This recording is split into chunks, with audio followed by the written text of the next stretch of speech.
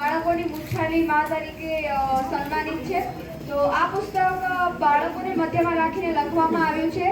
આ પુસ્તકનો મુખ્ય ઉદ્દેશ પ્રાથમિક સ્તરના વિદ્યાર્થીઓને કેવી રીતે અસરકારક શિક્ષણ મળે તે ઉપર લખવામાં આવ્યું છે।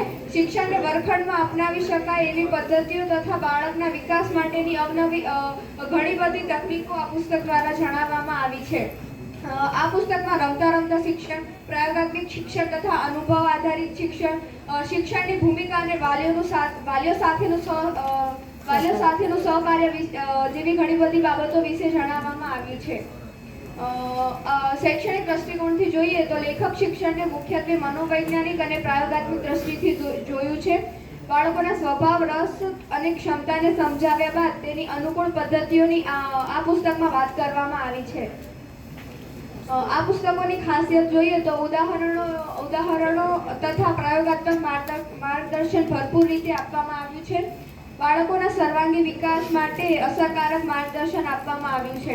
કેટલાક અને મર્યાદાઓ જોઈએ તો આ પુસ્તકમાં કેટલાક મુદ્દાઓ વધારે સમજાવવામાં આવ્યા છે। પ્રાથમિક શિક્ષણના દરેક વિષયને આવરી લેવામાં આવ્યું નથી।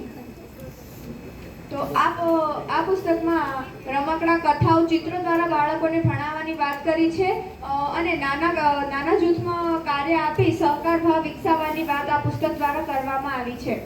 તો મારો પર્સનલ ફીડબેક આપું તો બાળકો માત્ર પાઠ્યપુસ્તકમાંથી નહીં પરંતુ અનુભવો, રમતો અને ઉદાહરણોથી શીખે છે।